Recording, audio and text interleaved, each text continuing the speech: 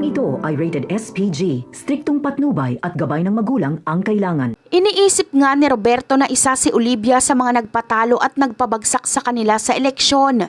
Noong araw mismo kasi ng eleksyon ay dito din ibinunyag ni Olivia ang totoong pagkatao ni Roberto na may pusong babae nga ito at may kinakasama itong kapwa lalaki.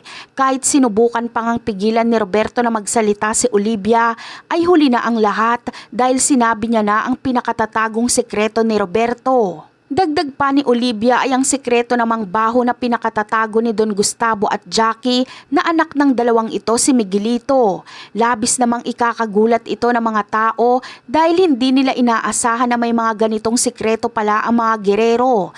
At dahil dito ay mas lalong nawala ng gana ang mga tao na iboto ang mga gerero. Kaya naman labis nga ang galit na mararamdaman ni Roberto dahil simulat sa pulpa lang ay iniingatan niya na ang pangalan ng kanilang pamilya. Ngunit sinira lang ito ni Olivia.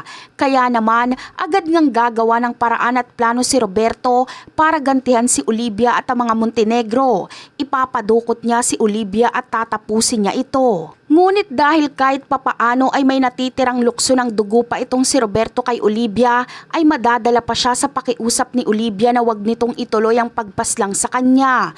Bagkos ay imumungkahi pa ni Olivia na magtulungan sila ni Roberto para tapusin ang mga Montenegro. May hidden agenda din kasi itong si Olivia at gusto niyang siya na lang ang matitirang Montenegro para sa kanya maiwan ang lahat ng mga kayamanan at mga ari-arian ng mga Montenegro.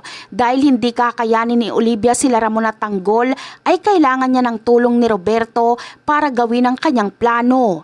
Handa siyang makipagtulungan kay Roberto sa ngalan ng paghahangad niya sa kayamanan ng mga Montenegro na hindi niya naman pinaghirapan. At yan ang aabangan natin. Bye!